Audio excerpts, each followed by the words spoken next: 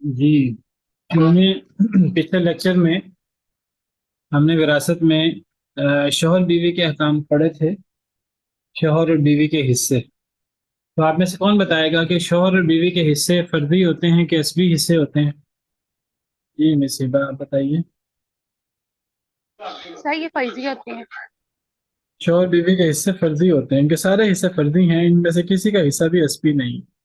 تو شوہر کے کیا فردی حصے، فردی حصہ اور عصبی حصے میں فرق کیا ہے؟ سر جو فرضی حصہ ہوتا ہے وہ کل جائیداد میں سے ہوتا ہے، اور جو ہے اصلی حصہ ہوتا ہے وہ جو بچ جاتا ہے وہ ہوتا ہے کل جائیداد میں سے جو بچ جاتا ہے وہ۔ جی اور کوئی؟ السلام علیکم ورحمۃ اللہ وبرکاتہ۔ فرضی حصے وہ ہیں جن کا ذکر جو ہے وہ قرآن مجید میں ہے، جیسا کہ ریشوز کے ساتھ موجود ہے کہ 1/8 یا تیسرا حصہ، چھٹا حصہ ہے، اس طرح سے وہ فرائض فرضی حصے ہیں۔ اور اس کے بعد جو مقرر نہیں ہے، یعنی کہ جس کے بارے میں صرف یہ ہے کہ 1 اور 2 کا ریشو ملے گا، تو وہ پھر عصبی حصے ہیں۔ ہاں جی، فردی حصے وہ ہیں جن میں اللہ تعالیٰ نے وارث بھی بنایا ہے ان لوگوں کو، اور اللہ نے ان کا حصہ طے بھی کیا ہے۔ وہ فردی حصے کل 6 ہیں، یا تو اللہ تعالیٰ فرماتے ہیں نصف حصہ ہے، یا چوتھا حصہ ہے، یا 8واں حصہ، یا اللہ فرماتے ہیں کہ 2/3 ہے، یا 1/3 ہے، یا چھٹا حصہ۔ کل 6 حصے ہیں فرضی: نصف، ربع، ثمن، ثلثان، ثلث اور سدس۔ تو ان 6 حصوں میں سے اللہ نے کسی کو جو حصہ دیا ہے ان 6 میں سے، تو ان حصوں کو فردی حصہ کہتے ہیں۔ اور جن کے بارے میں اللہ نے فرمایا ہے کہ فلاں وارث ہے، اس کو حصہ ملے گا، لیکن کتنا ملے گا اللہ نے وہ حصے کی وضاحت نہیں کی، تو اس کو عصبی حصہ کہتے ہیں۔ تو شوہر بیوی کے جتنے بھی حصے ہیں میاں بیوی کے، وہ فرضی ہیں۔ تو اب میاں کے بھی 2 فردی حصے ہیں، بیوی کے بھی 2 فردی حصے ہیں، تو شوہر کے کیا 2 فردی حصے ہیں اور اس کی کیا شرط ہے؟ جی سر ایک تو دیکھا جائے گا کہ اولاد ہے اور یا اولاد نہیں ہے۔ کس کی اولاد؟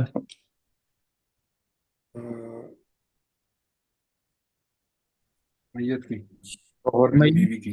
میت کی، بیوی کی۔ اگر شوہر کے حصے کی بات ہو رہی ہے تو پھر میت بیوی ہوگی، اور میت کی اولاد دیکھنی ہے، میت کی اولاد ہے کہ نہیں۔ میت اگر میت کی اولاد نہیں ہے تو شوہر کو کتنا ملے گا؟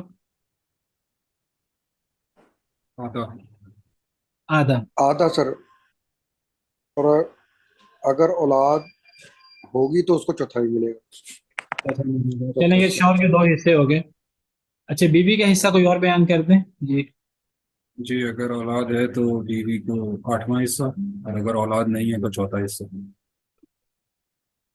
اولاد نہیں ہے شوہر کی، شوہر فوت ہوا ہے، تو پھر بیوی کو چوتھا حصہ، چاہے وہ ایک بیوی ہے یا زیادہ بیوی ہیں، بیوی کی صورت میں وہ زیادہ بھی ہو سکتی ہیں۔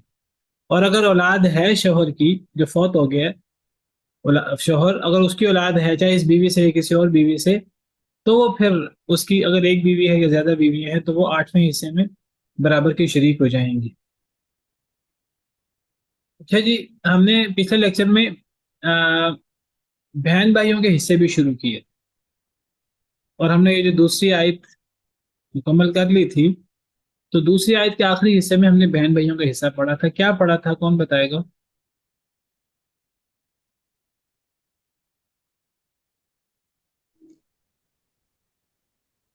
ان کو ہم حواشی کہتے ہیں۔ میں بتاؤں سر؟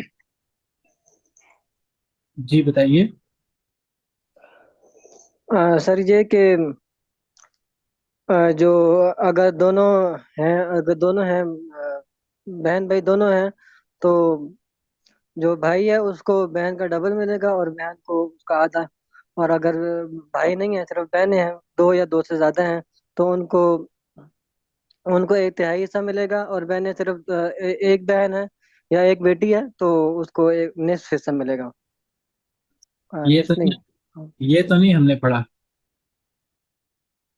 دیکھیں وہ انکان رجل یورث کلالۃ او امرأۃ ولہ اخ او اخت فلکل واحد منہما السدس فإن كانوا اکثر من ذلك فهم شرکاء فی الثلث۔ یہ تو کچھ اور حصہ بیان ہو رہا ہے یہاں تو بھائی کو ڈبل اور بہن کو سنگل، اور बहन का आधा और 2/3 की तो बात ही नहीं हो रही। जी सर, मैं मिस कर गया पुराने वाले, सॉरी। चलो कोई बात नहीं, कोई और बयान कर दूं। ये दूसरी आयत के दूसरे हिस्से में बहन भाइयों का क्या हिस्सा बयान जी हुआ? सर, जो दूसरी सर उसके दो सूरतें बताई थी। पहली सूरत में ये था कि मैयत मर्द हो या औरत हो वो कलाला हो, और हाँ मैयत का अगर माशरे एक बहन है या माशरे एक भाई है तो उसको 1/6 मिलेगा। ठीक है। और सर दूसरी सूरत में ये था कि अगर माशरे एक भाई या बहन ज्यादा हो जाए तो वो जो है ना 2/3 यानी कि 1/3 में बराबर के शरीक होंगे। हाँ 1/3 में, 2/3 में नहीं, 1/3 में। अच्छा, ये फर्जी हिस्से हैं कि असली हिस्से हैं ये दोनों? सर ये फर्जी हिस्से हैं।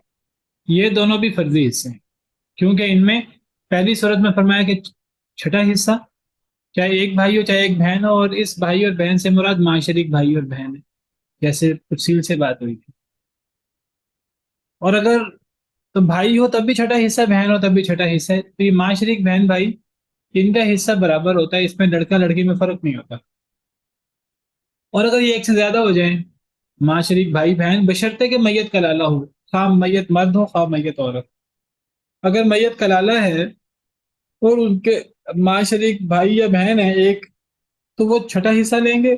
और अगर वो बहन भाई, माशरिक बहन भाई एक से ज्यादा है, चाहे 2 3 4 सिर्फ भाई हैं, या 2 3 4 सिर्फ बहनें हैं, या वो मखलूत हैं, कुछ भाई हैं कुछ बहनें हैं, तो ये 1/3 में, 1/3 में, 33% में गोया के बराबर के शरीक होंगे। ये भी फर्जी हिस्सा है। और यहाँ भी फरमाया मिन बाद वसीयत यूसा बिहा औ दईन, वसीयत पूरी करने के बाद, कर्ज अदा करने के बाद ये तकसीम होगा। ये 4 दफा फरमाया, तो यानी गोया के तरका की तकसीम ये कर्ज और वसीयत के बाद होगी, और कर्ज से पहले तजहीज़ व तकफीन भी है। तो 3 चीजें पहले की जाएंगी, तजहीज़ व तकफीन, फिर कर्ज, और फिर वसीयत, और फिर तरका की तकसीम होगी अजान के बाद मजीद।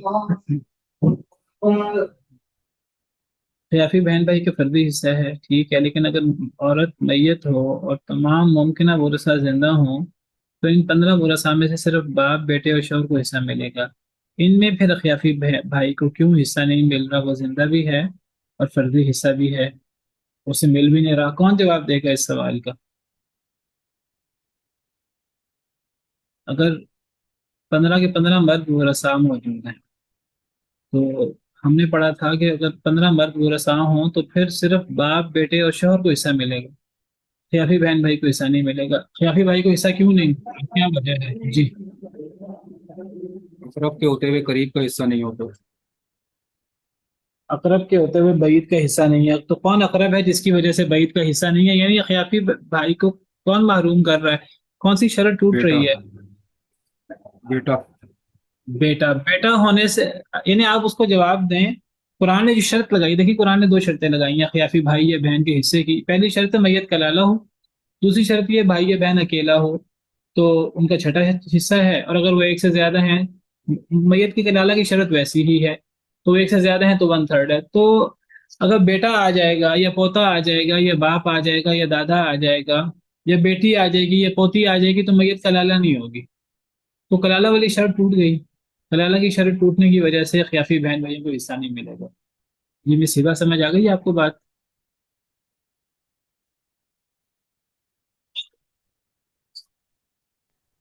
अस्सलाम वालेकुम सर। वालेकुम अस्सलाम व रहमतुल्लाह।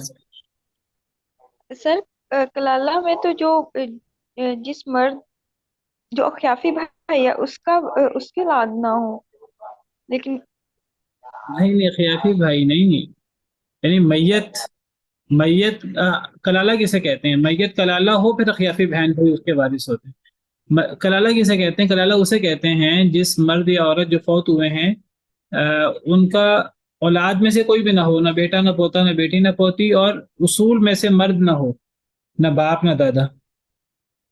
माँ नानी दादी के होने से फर्क नहीं पड़ता। ये हमने तारीफ पढ़ी थी कलाला की। ऐसा ही है। तो अगर मैयत के बेटा पोता या बाप दादा में से या बेटी पोती में से कोई मौजूद है, तो खिलाफी बहन भाई वारिस नहीं हो सकते, क्योंकि मैयत कलाला नहीं है।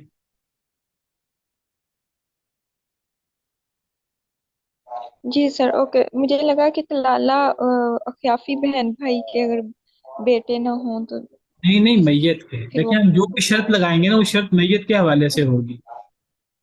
جس طرح ہم نے وہ شوہر کا حصہ پڑھا تو میت بیوی تھی تو اولاد بیوی کی ہے یا نہیں، اس کا تعلق وہ میت سے ہوتا ہے ساری شرطوں کا تعلق. اچھا، اب آپ میں سے کسی نے کہا کہ یہ حصے دہرا دوں میں ایک دفعہ، چلے میں ایک دفعہ دہرا دیتا ہوں یہ حصے. یہ خیافی بہن بھائی کے حصے ہیں آپ کے سامنے. ایک منٹ. تو سب سے پہلے تو کلالہ کی شرط ہے، اور کلالہ سے مراد کیا ہے؟ یعنی میت کلالہ ہو. میت کا کلالہ ہونا شرط ہے. میت کلالہ ہوگا یا ہوگی میت کلالہ، مرد ہو یا عورت، تب اخیافی بہن بھائی کو حصہ ملے گا. اور کلالہ سے مراد کیا ہے؟ میت کے کلالہ ہونے سے مراد یہ ہے کہ میت کی اولاد، یعنی بیٹا پوتا، باپ دادا، اولاد میں بیٹا پوتا بیٹی پوتی اور باپ دادا، یہ 6 ورثہ نہ ہوں. اگر ان 6 میں سے کوئی ایک بھی ہوا، بیٹا ہوا یا پوتا ہوا یا بیٹی ہوئی یا پوتی ہوئی یا باپ ہوا یا دادا ہوا، تو پھر میت کلالہ نہیں ہوگی. جب کلالہ نہیں ہوگی تو گویا کہ ان 6 افراد میں سے کسی بھی فرد کی موجودگی میں خیافی بہن بھائی وارث نہیں ہوں گے. یہ 6 کے 6 افراد خیافی بہن بھائیوں کو محروم کر دیتے ہیں. ہاں، سگے بہن بھائی خیافی بہن بھائیوں کو محروم نہیں کرتے. میت کے سگے بہن بھائی، میت کے باپ شریک بہن بھائی میت کے ماں شریک بہن بھائیوں کو محروم نہیں کرتے. لیکن میت کا بیٹا، میت کا پوتا، میت کی بیٹی، میت کی پوتی، میت کا باپ اور میت کا دادا، چاہے یہ نیچے کے ہوں چاہے یہ اوپر کے ہوں. پوتے سے مراد آپ کو پتہ ہے، پوتی سے مراد لمبی تفصیل ہے نیچے تک، دادا سے مراد اوپر تک لمبی تفصیل ہے. تو ان میں سے کسی ایک کی موجودگی میں میت کلالہ نہیں ہوگی. جب کلالہ نہیں ہوگی تو خیافی بہن بھائی وارث نہیں ہوں گے. اچھا جی، اگر میت کلالہ ہے، اب اخیافی بہن بھائی میں سے ایک بھائی یا ایک بہن ہے تو انہیں کل ترکہ کا چھٹا حصہ ملے گا. یہ فرضی حصہ ہے، چاہے لڑکا ہے چاہے لڑکی، فرق نہیں ہے لڑکا لڑکی میں یہاں.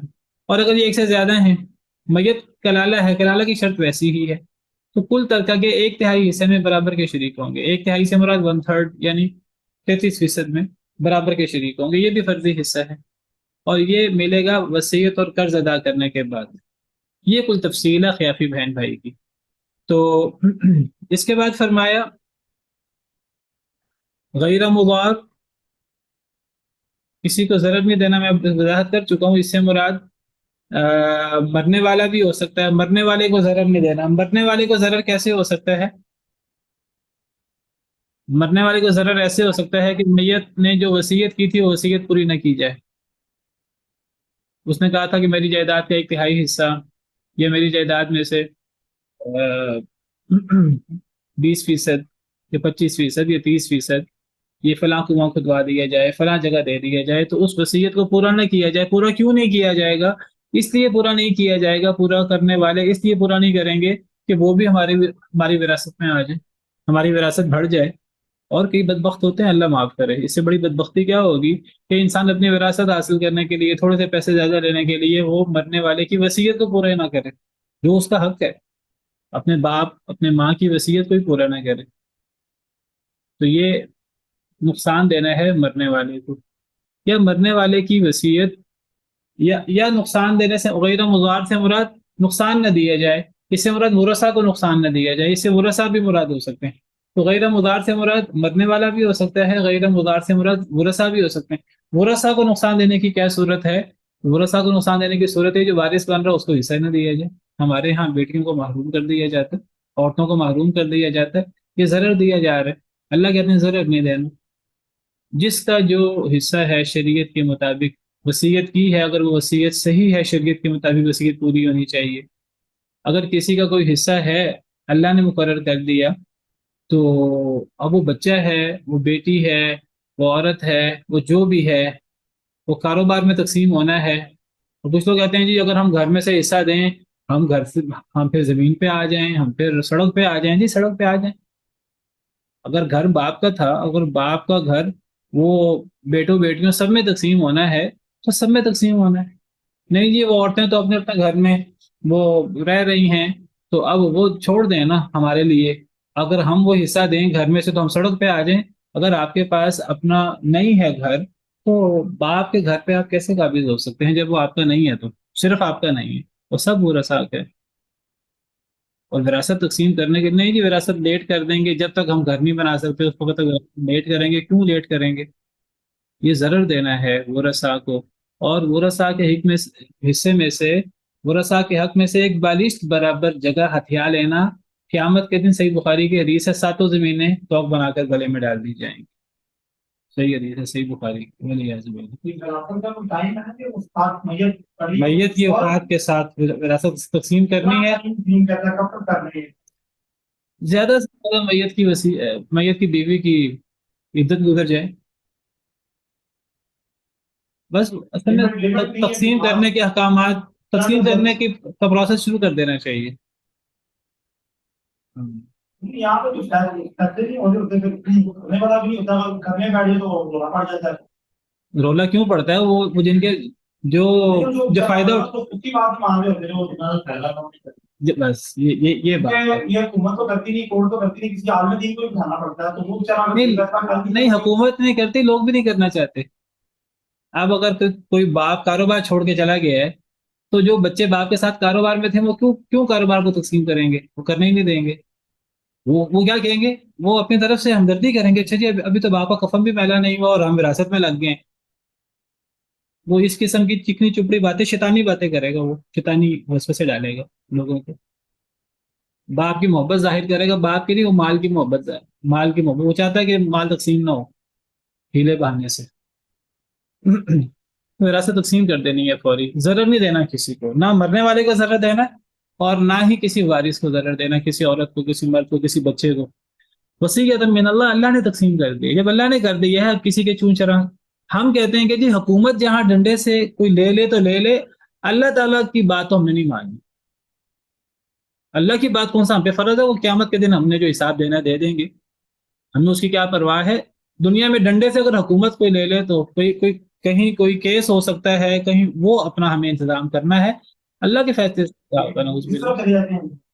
اللہ کیا کہہ رہے ہیں؟ اللہ کہتے ہیں اللہ نے فیصلہ، اللہ نے وصیت کر دی ہے۔ یہ اللہ کی وصیت سے کیا مراد ہے؟ اللہ کا حکم، صرف اللہ نے حکم دے دیا ہے کہ بیٹی کا حصہ آدھا ہے تو بیٹی کو آدھا دینا ہے، یا بیٹا بیٹی ہے تو فلاں ان کا حصہ ہے، بیوی ہے فلاں حصہ ہے، چھوٹا بھائی چھوٹا بیٹا ہے اس کا حصہ بھی ہے، بڑا ہے اس کا بھی حصہ ہے، لڑکا ہے اس کا بھی حصہ ہے، لڑکی ہے اس کا بھی حصہ ہے، جو اللہ نے حصہ مقرر کر دیا ہے۔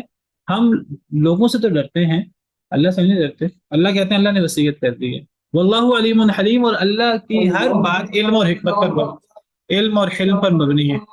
غیر مضار، نہ ضرر دیا جائے نہ میت کو نہ وارث کو۔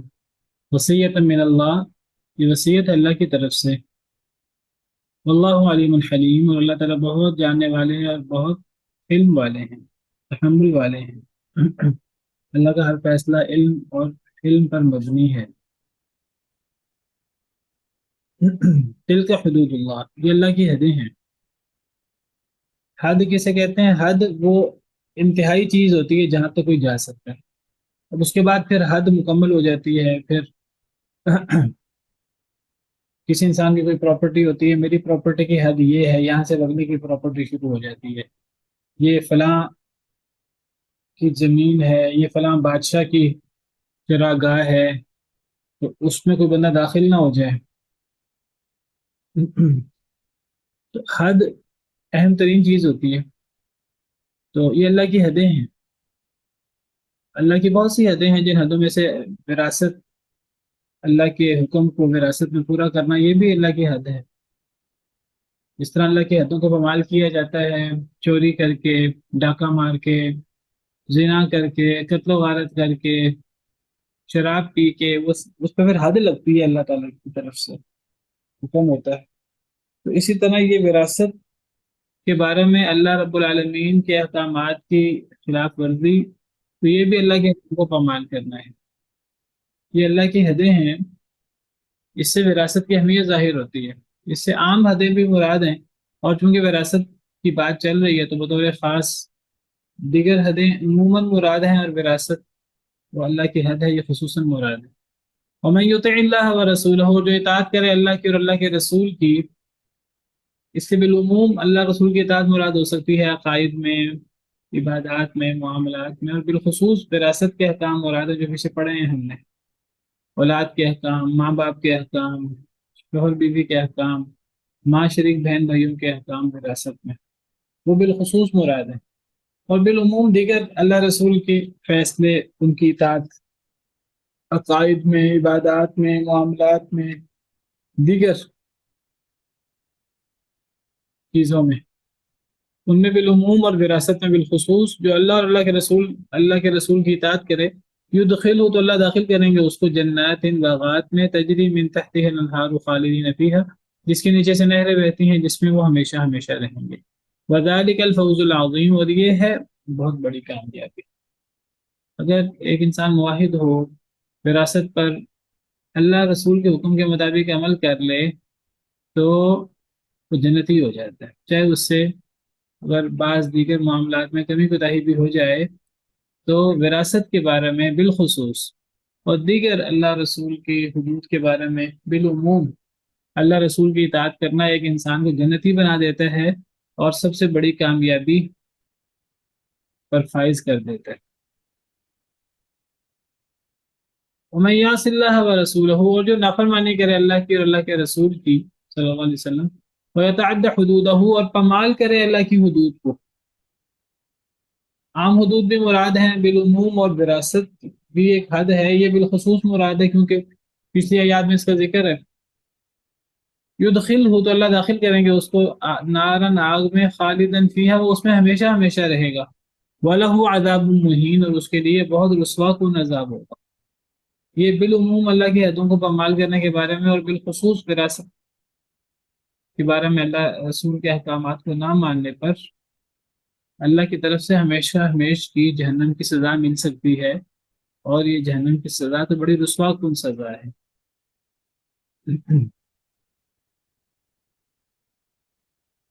تو وراثت کے احکام کی پابندی بہت ضروری ہے، اور وراثت کے بارے میں اللہ رسول کے احکامات کو پامال کرنا یہ ہمیشگی کی جہنم کا باعث ہے، ولیعذ باللہ۔ حدیث مبارکہ میں آتا ہے ایک بندہ 70 سال نیکیاں کرتا رہتا ہے، لیکن پھر وہ کیا کرتا ہے، وہ وصیت میں گڑبڑ کر دیتا ہے، تو اس کا خاتمہ بھی شر ہوتا ہے۔ اور یہ بھی حدیث میں آتا ہے ایک بندہ 70 سال گناہ کرتا رہتا ہے، لیکن پھر وہ وصیت، وراثت کے بارے میں اللہ رسول کی حدود کے مطابق وراثت تقسیم کرتا ہے، تو اس کا خاتمہ بالخیر ہوتا ہے اور وہ جنتی لوگوں میں سے ہو جاتا ہے۔ میں نے آپ کو حدیث بیان کر دی صحیح بخاری، صحیح مسلم کی، صحیح بخاری کی، کہ جو بندہ کسی کی بارش برابر زمین ہتھیار لے وراثت کی، تو اللہ تعالیٰ ساتوں زمینیں توق بنا کر اسے گلے میں ڈال دیں گے، ولیعذ باللہ۔ یہ زمانہ جاہلیت کے لوگوں کی منطق تھی، ان کا طریقہ تھا کہ جس کے پاس جو ہتھے چڑھتا اس کے وہ قابو کر لیتا تھا۔ وَتَأْكُلُونَ التُّرَاثَ أَكْلًا لَمًّا، اللہ نے منظر کشی کی ہے، تم وراثت کا مال کھا جاتے ہو، وَتُحِبُّونَ الْمَالَ حُبًّا جَمًّا، تم مال سے بڑی محبت کرتے ہو۔ كَلَّا إِذَا دُكَّتِ الْأَرْضُ دَكًّا دَكًّا، پھر اللہ نے قیامت کی بات کی ہے، قیامت کے دن زمین ریزہ ریزہ ہو جائے گی، پہاڑ ریزہ ریزہ ہو جائیں گے، تو اس قیامت کی تیاری بھی کرنی ہے۔ تو یہ وراثت کی دوسری آیت جو مکمل ہوئی ہے۔ پھر اس کے بعد 2 مزید آیتیں تھیں جس میں اللہ تعالیٰ نے وراثت اور اللہ کی حدوں میں اللہ رسول کی اطاعت کرنے کی فضیلت اور اس اللہ کی حدوں کو پامال کرنے کی مذمت بیان کی ہے۔ اور یہاں یہ لفظ بڑا اہم ہے کہ اللہ اس کو آگ میں داخل کریں گے جس میں وہ ہمیشہ ہمیشہ رہے گا۔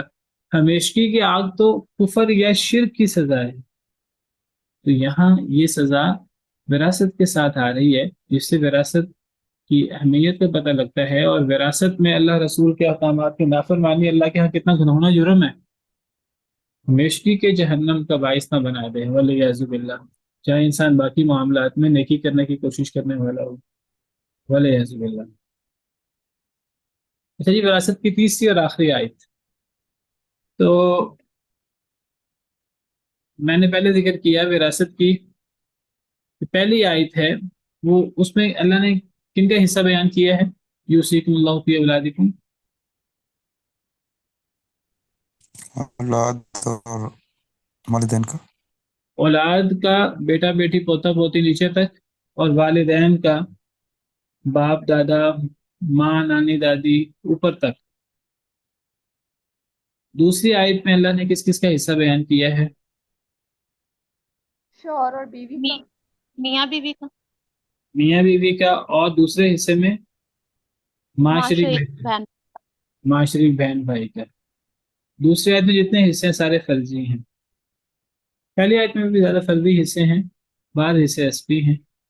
औलाद का हिस्सा बेटा बेटी के मुश्तरका हो तो असबी है, बाप अकेला हो तो असबी है।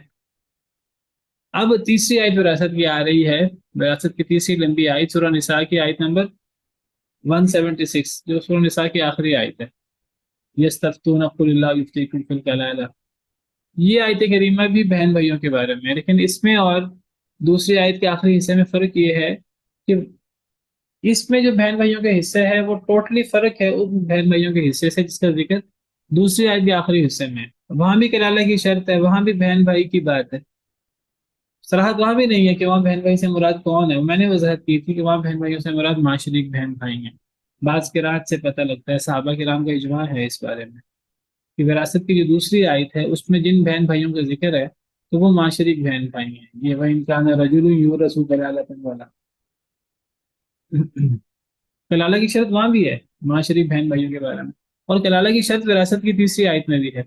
और विरासत की जो तीसरी आयत है ये भी बहन भाइयों के बारे में है, क्योंकि यहाँ भी बहन का जिक्र है, भाई का जिक्र है, जैसे भी आप पढ़ेंगे।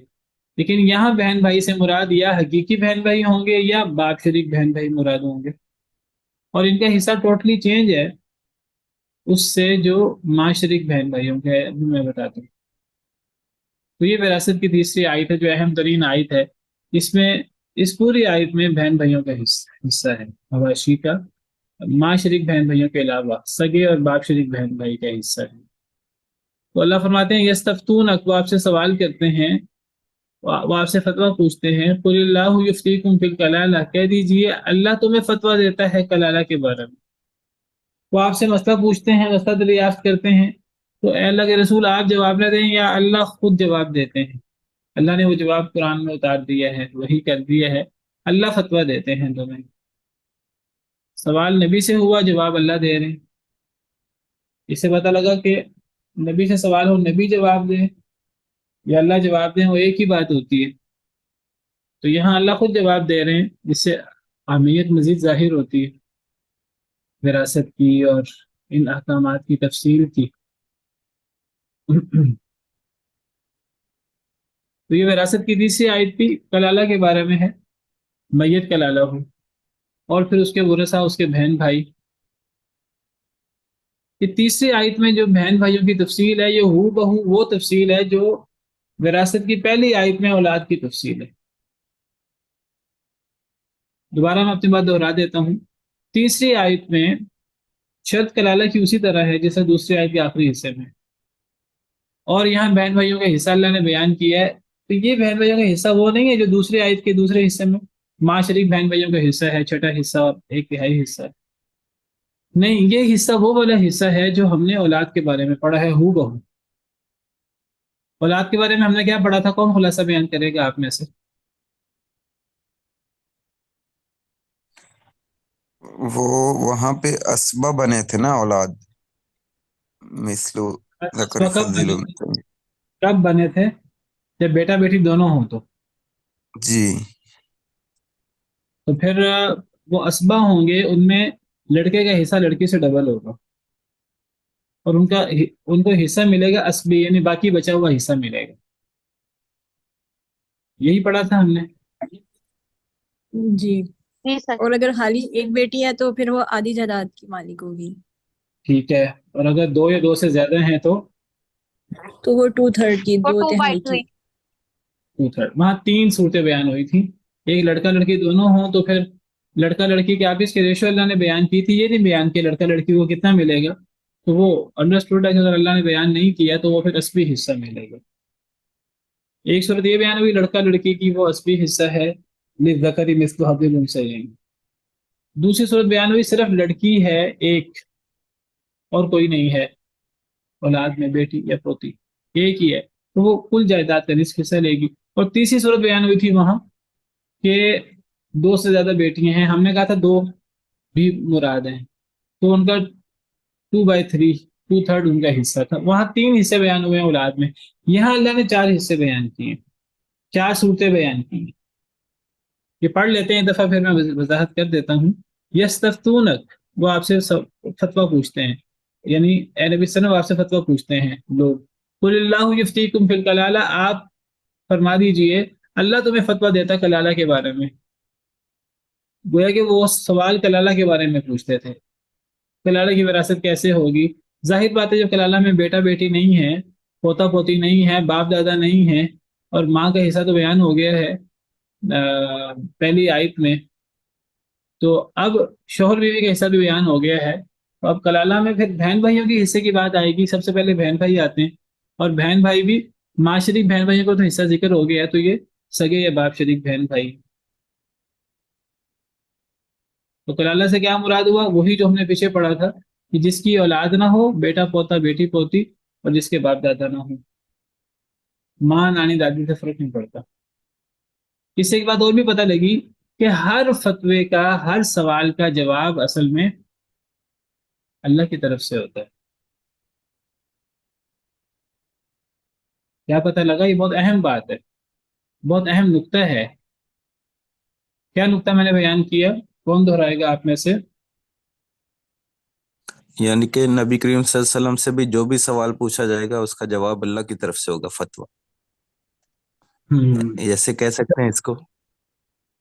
इससे पता लगा चाहे फतवा अल्लाह अगर। ताला जी। चाहे अल्लाह ताला उसका जवाब दें, चाहे रसूलुल्लाह सल्लल्लाहु अलैहि वसल्लम की तरफ से जो आप इनके आपके थ्रू आए, जो आप अल्लाह की तरफ से ही हैं। सब अल्लाह का होगा, क्योंकि हुक्म देने का अख्तियार है ही अल्लाह के पास, वो तो इंसान के पास है ही नहीं। कि नबी क्यों ना हो, अपनी जात में नबी भी हुक्म नहीं दे सकता। इसमें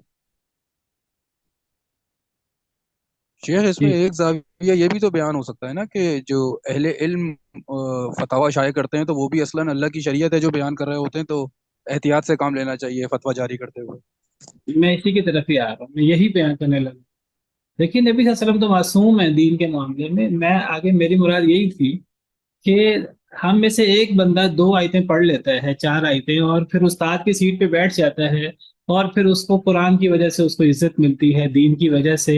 और फिर लोग वो उलमा के पास जाने की बजाय, जो उलमा के पास जाने में, उलमा को तलाश करने में वक्त लगेगा, तो क्यों ना हम जो है वो इन्हीं से पूछ लें। लोग मसला पूछते हैं और वो मुफ्ती बन के जवाब दे रहे होते हैं, पता भी नहीं होता, खुद भी गुमराह हो रहे होते हैं, लोगों को भी गुमराह कर रहे होते हैं। भाई आप कहाँ बैठे हैं, आपसे सवाल हुआ और आप जवाब दे रहे हैं, या आप किसकी तरफ से जवाब दे रहे हैं? कभी एहसास जिम्मेदारी हम में आया, या हम अल्लाह की तरफ से जवाब दे रहे हैं? लोग हमसे अल्लाह का हुक्म पूछ रहे हैं। लोग कहते हैं दीन में ये मसला कैसे है, लोग हमसे ये नहीं पूछ रहे कि आपकी क्या राय है, आप अपने नाकिस इल्म के मुताबिक बताएं। लोग कहते हैं हमें दीन का इस बारे में क्या राय है, हमें बताएं, और हम बड़े इत्मीनान से बता रहे होते हैं कि जी इस मसले में ये कर लो, मेरी राय ये है, ये कर लो, मुझे ऐसे लगता है, ये कर लो। सहाबा किराम रिज़वानुल्लाहि अलैहिम अजमईन का क्या तर्ज अमल था? नबी सल्लल्लाहु अलैहि वसल्लम बयान करते हैं, ताबीन लोग सहाबा से, हजरत इब्ने अब्बास और बड़े बड़े सहाबा सवाल करते थे, सहाबा सवाल सुन के ऐसे हो जाते थे जैसे सुना ही नहीं। किसी और से पूछ लें कि ये इतनी बड़ी जिम्मेदारी अल्लाह की तरफ से जवाब देने की, कि हमसे गलती ना हो जाए, तो चलो ये जिम्मेदारी अगर कोई और उठा ले, किसी और से पूछ लें, तो हम बच जाएं इस जिम्मेदारी से, कहीं हमसे गलत बात ना हो जाए। वला तक़फ़ु मा लैसा लका बिही इल्म, पर अमल ना हो जाए, कि जिसका इल्म नहीं है उसके पीछे ना लगो, कि ला इल्मी में बात ना हो जाए। सहाबा तो सहाबा, नबी सल्लल्लाहु अलैहि वसल्लम से सवाल होता था तो आपने हमेशा जवाब दिया है सवाल का। ये आप क्या करते थे? नबी सल्लल्लाहु अलैहि वसल्लम की बात हो रही है, आप क्या करते थे? वही का इंतजार। वाकयात पढ़े हैं आपने? तो जब नबी वही का इंतजार करते थे, तो हमें ये बात कहने में क्या आ रहा है कि मैं ये मसला मुझे नहीं पता, मैं देख के बता दूंगा? ये बात कहने में हमारी जबान घिस जाएगी, ये बात कहने में हमारी तौहीन हो जाएगी। क्या ख्याल है?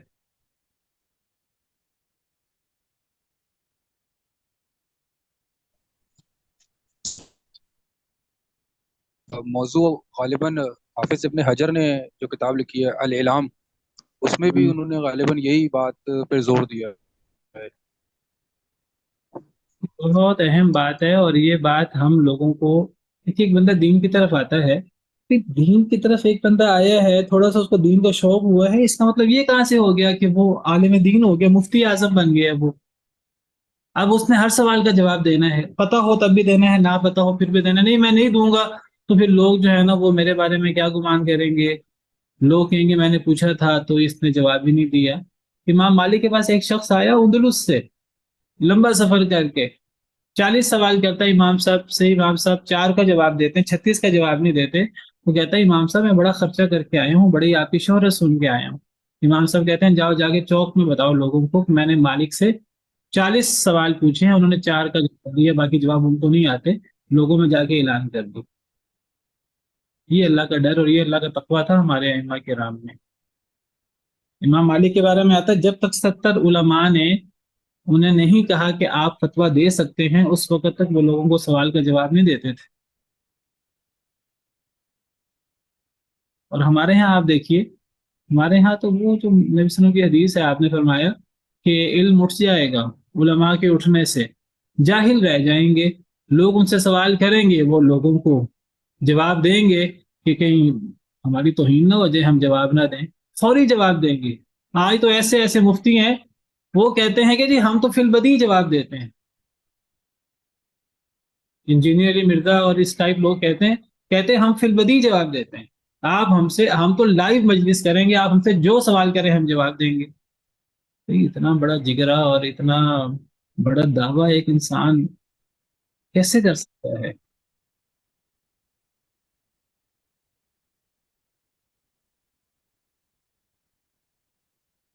کون ایسا بندہ آپ اسے سوال کریں وہ کہ میں دیکھ کر جواب دوں گا، تھوڑی سی اسٹڈی کر لوں، لوگ آگے سے مذاق اڑائیں گے۔ وہ بندہ کہتا ہے کہ میں نے ضرور لوگوں سے سننا ہے کہ جی آپ کو پتہ ہی نہیں، میری توہین ہو جائے گی۔ کوئی بندہ پھر غلط جواب دیتا ہے، پھر لا علمی میں جواب دیتا ہے، اور ہم جواب دے رہے ہیں اللہ کی طرف سے، قل اللہ یفتیکم فی الکلالہ۔ نبی صلی اللہ علیہ وسلم سے سوال ہوتا ہے اور نبی صلی اللہ علیہ وسلم خاموش رہتے ہیں آگے سے، وہ پھر پوچھتا ہے آپ خاموش رہتے ہیں، پھر پوچھتا ہے آپ خاموش رہتے ہیں آگے سے۔ آپ وحی کا انتظار کر رہے ہیں، نبی وحی کا انتظار کر رہے ہیں، ہم انتظار نہیں کر سکتے کتاب دیکھنے کا، کسی سے پوچھنے کا، چلو استاد صاحب سے، کسی استاد سے، کسی دوسرے سے ہم رجوع کر لیں۔ میں بات کر رہا ہوں میری اور آپ لوگوں کی، اپنی بات کر رہا ہوں۔ ہم جو مسند پہ بیٹھ جاتے ہیں، دیندار بن جاتے ہیں، داڑھی رکھ لیتے ہیں، حجاب کرنا شروع کر دیتی ہیں عورتیں، اب لوگ سمجھتے ہیں کہ جی ہمارے لیے یہی مفتی ہے۔ تو بس یہ اب آپ ذہن میں رکھیے کہ آپ نے جو بھی لوگوں کو بتانا ہے وہ آپ نے اللہ کا فتویٰ بتانا ہے، اور اب آپ دیکھیے کس ذمہ داری کے ساتھ بتانا ہے۔ لا ادری نصف العلم یاد رکھیے، آپ جس دن کہہ دیں گے نا کسی کے سامنے مجھے علم نہیں ہے، تو پتہ لگ جائے گا آدھا علم آپ کے پاس تو آ گیا ہے کم از کم، اللہ کا ڈر تو آ گیا ہے نا، اور یہ علم کی بنیاد ہے۔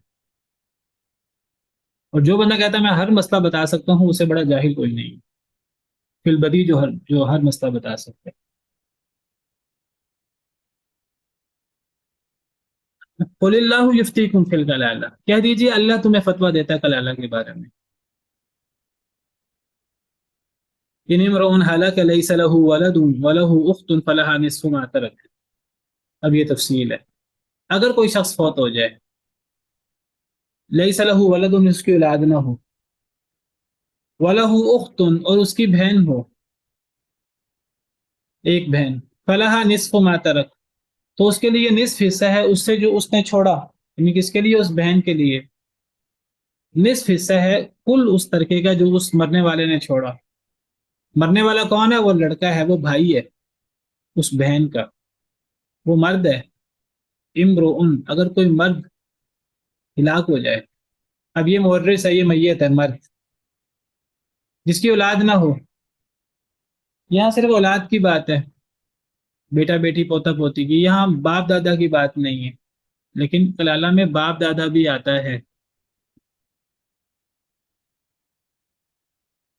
آپ اس بارے میں تفصیل پڑھیں، صحابہ کرام کے اقوال پڑھیں، تفسیر ابن کثیر پڑھیں، دیگر تفسیریں پڑھیں، انہوں نے صراحت سے لکھا ہے کہ یہاں باپ دادا بھی آئے گا دیگر نصوص کو مد نظر رکھتے ہوئے. جیسے ہم نے وہ وصیت کے بارے میں پڑھا اور دین کے بارے میں پڑھا. وصیت پہلے ہے، دین بعد میں ہے. ہم نے کہا پہلے دین پورا ہوگا پھر وصیت، دیگر نصوص کو مد نظر رکھتے ہوئے. اسی طرح کلالہ سے مراد جس کی اولاد بیٹا بیٹی پوتا پوتی نہ ہو اور باپ دادا بھی نہ ہو. باپ دادا آ جائیں پھر بھی وہ کلالہ نہیں رہے گا. تو کوئی مرد فوت ہو جائے مورث، وہ کلالہ مرد فوت ہوا ہے اور اس کی وارث اس کی بہن ہے، اکیلی ایک بہن وارث ہے، تو اللہ تعالیٰ فرماتے ہیں کہ اس مرنے والے مرد کے کل ترکے کا نصف حصہ اس بہن کا. یہ وہی حصہ ہے جو ہم نے ایک بیٹی کا پڑھا. آگے کیا وہ یرثھا ان لم یکن لھا ولد. کون مان کرے گا، کون اس کا معنی کرے گا آپ میں سے؟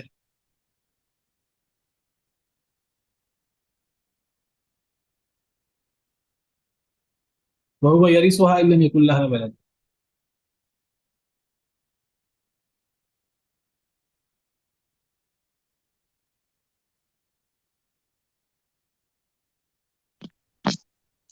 اس حال میں کہ وہ اس کی وارث ٹھہری، اس حال میں کہ نہ ہو اس کی کوئی اولاد، یعنی اختن جو مورث کی جو بہن ہے اس کی بھی آگے کوئی اولاد نہ ہو.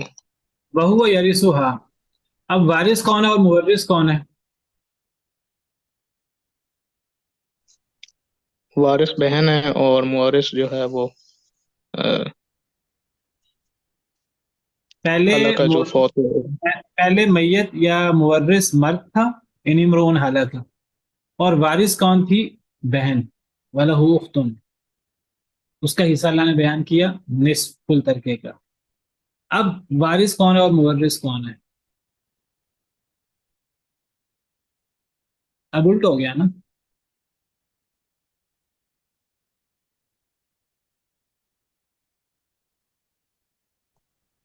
نہیں سمجھ آ گئی؟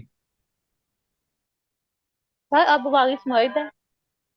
جی اب جو مورث ہے نا وہ مرد ہے. مورث نہیں مرد سوری، ہے.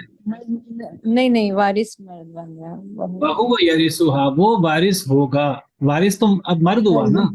وہی مرد ہو گیا اور ہاں کی ضمیر ہاں کی ضمیر لوٹ رہی ہے میت کی طرف. اب میت عورت کی عورت ہے، طرف. پیچھے سے الٹ ہوگی جی نا، ٹوٹل الٹ ہو گئی. پہلے مرد ہلاک ہوا تھا اور وارث بہن تھی، تو مرد میت سے بہن، اور اس بہن سے مراد سگی یا باپ شریک بہن ہے، تو بہن کو کل ترکے کا نصف حصہ ملا. اب وہ وارث ہے، وہ سے مراد ہوا مذکر کی ضمیر ہے. اب مرد وارث ہے ہاں اس عورت کا، یعنی اب میت پہلے مورث مرد تھا اور وارث عورت تھی، اب مورث عورت ہے، میت ہے اور وارث ہونے والا مرد ہے. یعنی اب بہن فوت ہوئی ہے اور وارث اس کا بھائی ہے، تو وہ بھائی وارث ہوگا اپنی بہن کا اگر اس کی بہن فوت ہو جائے. ان لم یکن لھا ولد. اگر اس مرنے والی بہن کی اولاد نہ ہو. اور میں وضاحت کر چکا ہوں کہ اولاد سے مراد بیٹا بیٹی پوتا پوتی نہ ہو اور باپ دادا بھی نہ ہو دیگر دلائل کی روشنی میں. یہاں سے کیا نکلا کہ سگا بھائی یا باپ شریک بھائی اس کا کیا حصہ ہوگا؟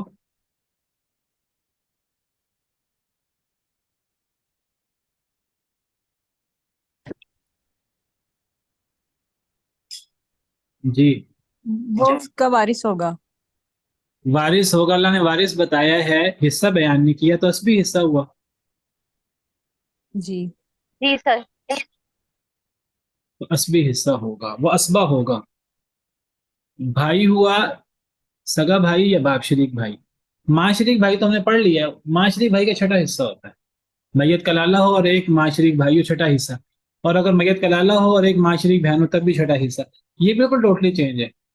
اگر میت کلالہ ہے اور وارث ماں شریک میں سگی بہن ہے یا باپ شریک بہن ہے، تو وہ آدھا کل جائیداد کا آدھا لے گی. وہاں چھٹا حصہ ماں شریک بہن کی صورت میں. سگی یا باپ شریک بہن کی صورت میں کل جائیداد کا آدھا ہے. وہاں ماں شریک بھائی تھا تب بھی چھٹا حصہ تھا. میت کلالہ ہے اور ماں شریک بھائی اکیلا ہے تو چھٹا حصہ. یہاں سگا بھائی یا باپ شریک بھائی مراد ہے. اگر یہ ہے وارث تو یہ کل مال کا وارث ہوگا. یہ اسبہ ہے، اگر کوئی وارث نہیں ہے تو کل مال کا وارث ہوگا، ورنہ یہ اصحاب الفرائض کو دینے کے بعد باقی بچنے والے مال کا وارث ہوگا. اسبی حصہ ہے سگے بھائی کا یا باپ شریک بھائی کا، لیکن ماں شریک بھائی کا اسبی حصہ نہیں ہوتا، اس کا فردی حصہ چھٹا اگر اکیلا ہے تو. واضح ہو گیا؟ جی کلیئر ہے. یہ وہ صورت ہے جو بیان نہیں ہوئی اولاد میں. میں نے کہا تھا اولاد میں 3 صورتیں بیان ہوئی ہیں، بیٹا بیٹی یا لڑکا لڑکی کی مشترکہ صورت، اور صرف ایک بیٹی کی، اور 2 یا 2 سے زیادہ بیٹیوں کی. لیکن یہاں بہن بھائی کی صورت میں ایک صورت مزید بیان ہوئی ہے، صرف بھائی کی صورت بھی بیان ہوئی ہے. تو وہاں اولاد میں صرف بیٹے کی صورت بیان نہیں ہوئی تھی، تو یہاں سے وہ ہم بیٹے والی صورت نکال سکتے ہیں. تو بیٹا ہو اکیلا وہ بھی کل مال کا وارث ہوتا ہے، ایک بیٹا ہو یا زیادہ بیٹے ہیں،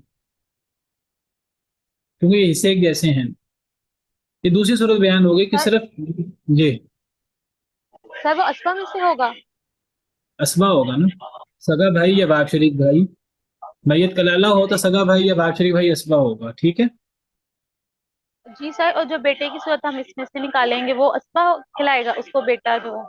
بیٹا بھی اکیلا ہوا وہ بھی اسبا ہوگا. جی جی.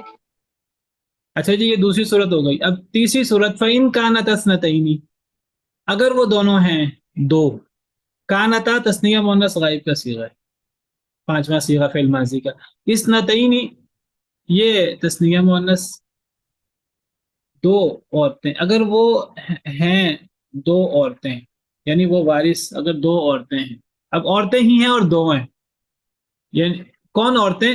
بہنوں کی بات ہو رہی ہے، اور بہنیں بھی کون؟ یا سگی یا باپ شریک. فلہما، تو ان دونوں کے لیے الثلثان 2/3 ہے، مما ترک، اس میں سے جو اس نے چھوڑا، یعنی میت کے کل ترکے کا 2/3 ہے. کس کے لیے؟ 2 بہنوں کے بہنوں لیے کے، جو باپ شریک. 2 بہنوں کے لیے. اچھا اگر بہنیں 2 سے زیادہ ہو جائیں پھر بھی وہ کہاں سے لیں گے؟ وہ احادیث مبارکہ میں وضاحت ہے. یا 2 بہنوں کا یہاں حصہ بیان ہوا ہے، وہاں 2 بیٹیوں کا حصہ بیان نہیں ہوا، وہاں 2 سے زیادہ بیٹیوں کا حصہ بیان ہوا ہے، حصے ایک جیسے ہیں. 2 سے زیادہ بیٹیوں کو یہاں لے آئیں، یہاں 2 سے زیادہ بہنوں کا وہی حصہ کر لیں، اور وہاں 2 بیٹیوں کا حصہ نہیں ہے، وہاں 2 سے زیادہ بیٹیوں کا حصہ ہے، تو یہاں 2 بہنوں سے وہ 2 بیٹیوں والا حصہ لے لیں. جب ہم نے وہ اولاد کی 2 بیٹیوں کا حصہ پڑھا تھا، میں نے حدیث سے 2 بیٹیوں کا حصہ ثابت کیا تھا، وہاں 2 سے زیادہ بیٹیوں کا حصہ ذکر ہے. اور میں نے کہا تھا ہم آخری آیت پڑھیں گے، وہاں بھی ایک دلیل موجود ہے، وہ یہ دلیل تھی. سمجھ آ رہی ہے؟ جی آ رہی ہے. یہاں 2 بہنوں کا ذکر ہے اور 2/3 حصہ ہے، وہاں 2 سے زیادہ عورتوں کا ذکر ہے. فَإِن كُنَّ نِسَاءً فَوْقَ اثْنَتَيْنِ فَلَهُنَّ ثُلُثَا مَا تَرَكَ، وہاں 2 سے زیادہ بیٹیوں کا حصہ 2/3 بیان ہوا ہے، یہاں 2 بہنوں کا حصہ 2/3 بیان ہوا ہے. تو 2 بہنوں سے 2 بیٹیوں کے حصے پر قیاس کر لیں، اور وہاں 2 سے زیادہ بیٹیوں کو 2/3 دیا ہے، اس کو 2 سے زیادہ بہنوں پر قیاس کر لیں، کیونکہ یہ حصے ایک جیسے ہیں. اور مراد یہاں 2 سے مراد 2 سگی بہنیں ہیں یا 2 باپ شریک بہنیں ہیں، یا 2 سے زیادہ ہم مراد لے لیں گے، تو 2/3 ان کا ہوگا. یہ وہی حصہ ہے جو 2 یا 2 سے زیادہ بیٹیوں کا ہے. کلیئر ہے؟ جی سر. یہ تیسری صورت ہو گئی. اب چوتھی صورت جو وہاں پہلی صورت ہے اولاد میں، وَإِن كَانُوا إِخْوَةً رِجَالٌ وَنِسَاءً، اور اگر وہ ہوں بہن بھائی، مرد بھی اور عورت بھی. اخوہ کہتے ہیں بھائیوں کو، میں یہاں بہن بھائی کیوں مراد دے رہا ہوں اخوہ سے؟ اخوہ کہتے ہیں صرف بھائیوں کو. اخن کی جمع اخوہ، اور اختن کی جمع اخوات. یہ نہیں فرمایا ہوا ان کانوا اخوتن و اخوات، نہیں، اخوہ کہا لیکن آگے رجال و نسان کہہ دیا، تو رجالن سے پتہ لگا کہ وہ بھائی مرد بھی ہو سکتے ہیں، نسان سے پتہ لگا وہ بہنیں بھی ہو سکتی ہیں. اگر وہ بہن بھائی ہوئے مرد عورتیں، فللذکر مثل حظ، یعنی مشترکہ، فللذکر مثل حظ الانثیین، تو ایک مرد کا حصہ 2 عورتوں کے حصے کے برابر. یہ وہی حصہ ہے جو ہم نے اولاد میں پڑھا تھا اگر لڑکا لڑکی مشترکہ آ جائیں. وہاں ہم نے کہا تھا کہ وہ بیٹا بیٹی کے لیے بھی ہے، پوتا پوتی کے لیے بھی ہے. یہاں ہم کیا کہیں گے کہ یہ سگے بہن بھائی کے بارے میں بھی ہے اور باپ شریک بہن بھائی کے بارے میں بھی ہے.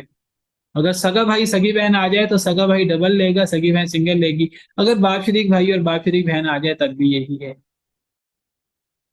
تو اولاد میں भी लड़का लड़की मुश्तरका हों तो वहाँ लिज़्ज़करी मिस्लु हज़्ज़िल उन्सयैन था, और वो किस किस के लिए था औलाद में, तो बेटा बेटी मुश्तरका हों उनके लिए भी था, और वो पोता पोती मुश्तरका हो उनके लिए भी था। अब यहाँ बहन भाई मुश्तरका आ जाएं तो यहाँ भी लिज़्ज़करी मिस्लु हज़्ज़िल उन्सयैन है, तो ये किन किन के लिए है?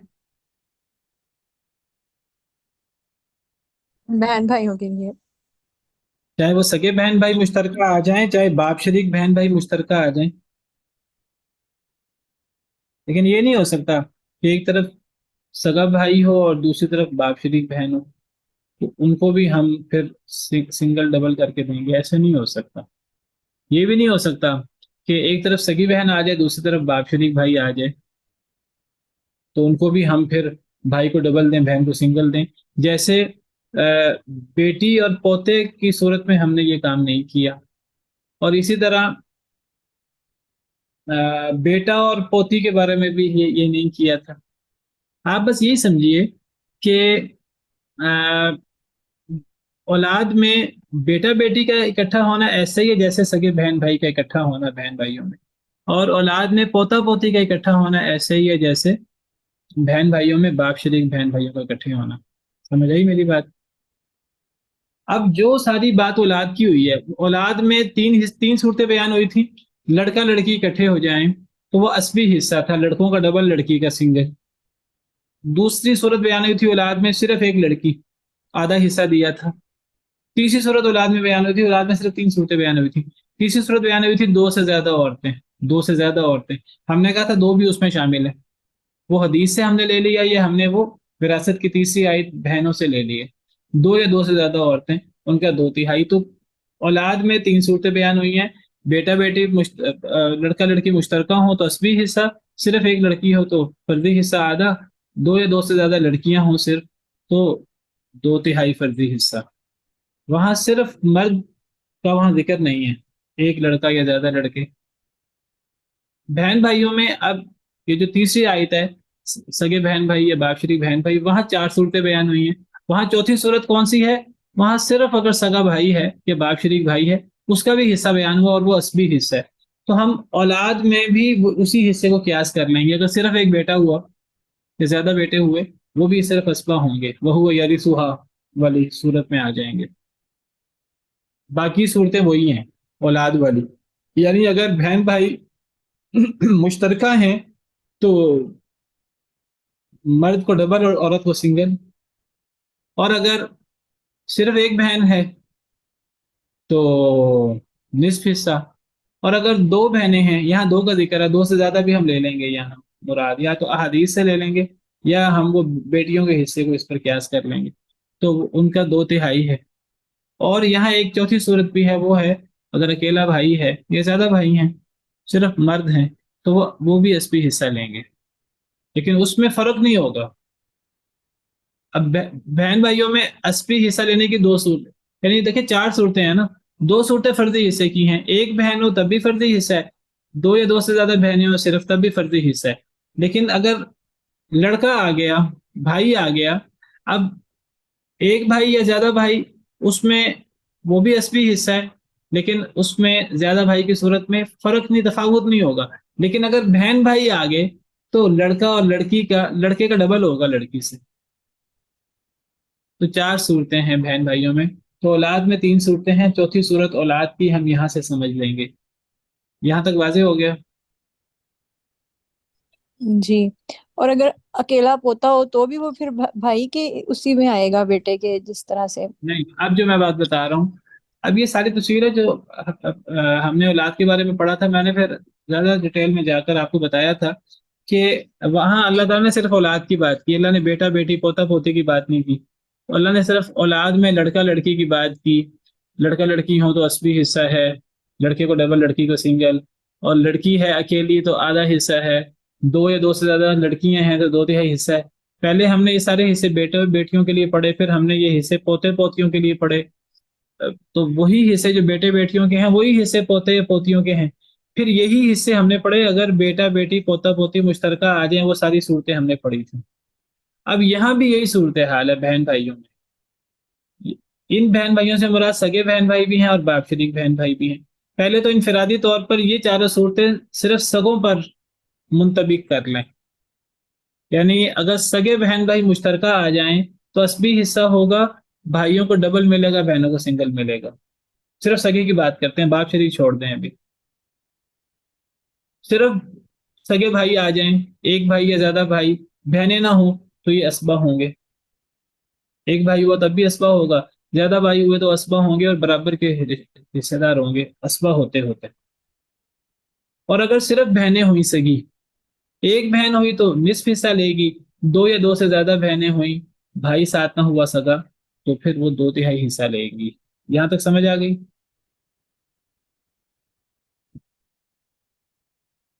جی. اب یہی صورت باپ شریک بہن بھائیوں کے بارے میں اب کریں. ہم کہتے ہیں سگا کوئی نہیں ہے، باپ شریک ہیں. تو اب اگر باپ شریک بہن بھائی ہیں، ایک آدمی فوت ہوتا ہے، اس کے ورثہ میں صرف باپ شریک بہن بھائی ہیں، سگے بہن بھائی نہیں ہیں. باپ شریک بھائی بھی ہے، باپ شریک بہن بھی ہے. ایک باپ شریک بھائی ہے، ایک باپ شریک بہن ہے، تو 6 لاکھ میں سے کیسے دیں گے؟ 2/3 وہی 3 حصے کریں گے.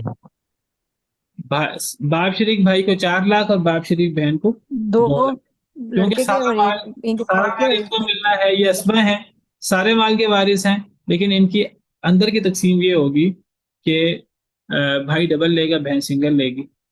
یعنی یہاں اگر سگا بھائی سگی بہن ہوتے ان کا بھی اسی طرح تقسیم ہوتی. اگر صرف باپ شریک بھائی یا باپ شریک بہن ہے ان کی بھی یہی تقسیم ہوگی. اور اگر یہاں ماں شریک بھائی یا ماں شریک بہن ہوتی، دونوں ہوتے، ایک ماں شریک بھائی ایک ماں شریک بہن، تب 6 لاکھ میں سے کیسے دیتے؟ جی، تب ماں شریک بھائی بہن دونوں کو 2 لاکھ. دونوں کو 1-1 لاکھ ملتا نا. ہاں جی جی، کیونکہ ان کا حصہ برابر ہے وہاں پہ. وہاں ان کا حصہ 1/3 ہو جاتا نا، 1/3 ہو جی جاتا اور برابر ہو جاتا.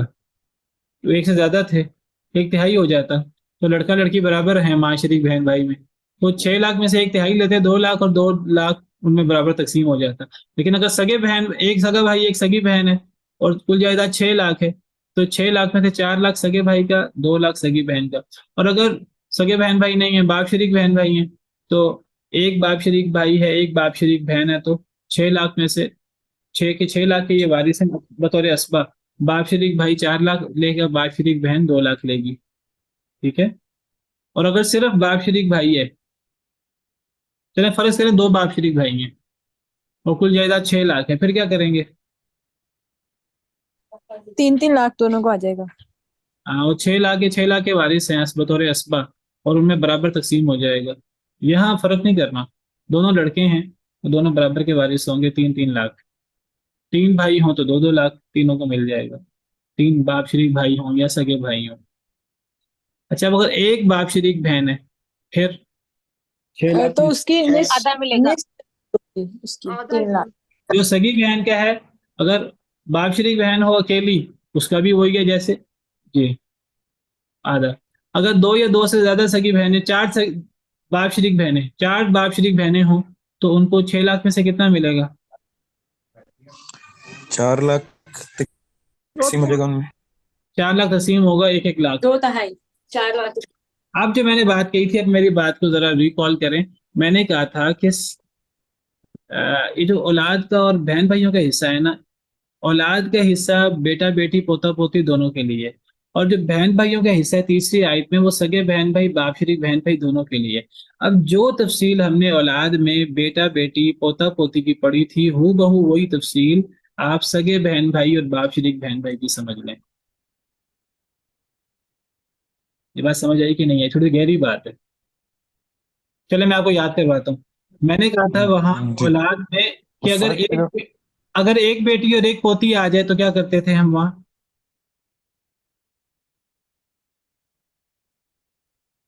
اگر یاد ہو تو جو بیٹی ہے وہ پوتی کو محروم کر نہیں معلوم نہیں کرتی. اصل میں پرانی رویت بہت ضروری ہے. وہ 2/3 میں 2/3 میں برابر کی شریک ہوں گی یا کیسے شریک ہوں گی؟ 1 منٹ صرف، 1 منٹ. یہ برابر کی نہیں ہوں گی. میں نے یہ کہا کہ ہم اس کو نا کل پڑھ لیتے ہیں. آپ ایک موٹا سا اصول بس اب ذہن میں رکھیں، کل آپ نے نا دہرا کے آنا بیٹا بیٹی پوتا پوتی والا. बस आप एक मोटा सा उसूल रखें ज़हन में कि जो हुक्म बेटा बेटी का था वो हुक्म सगे भाई सगी बहन का है, जो हुक्म पोता पोती का था वो हुक्म अल्लाती भाई अल्लाती बहन का है। ये एक मोटा सा उसूल याद रखें। और अब आप थोड़ी सी ना रिवीजन करके आए कल के असल में मसला अकेले अकेले नहीं होता, बेटा बेटी अकेले हों या पोता पोती अकेले हों मसला नहीं होता। इसी तरह सगे बहन भाई अकेले हों और अल्लाती बहन भाई अकेले हों मसला नहीं होता। मसला तब होता है जब ये मुश्तरक तौर पे आ जाए। तो हमने पढ़ा था, वो आप रिकॉल करके आए, रिवीजन करके आए कि बेटा और पोती आए या बेटा पोता आए तो हमने बेटा की मौजूदगी में पोता पोती सबको महरूम किया था, लेकिन बेटी की मौजूदगी में पोता तो असबा बनता है लेकिन बेटी की मौजूदगी में पोती महरूम नहीं होती। पोती बेटी के साथ मिलकर 2/3 की मालिक होती है लेकिन बराबर की मालिक नहीं होती।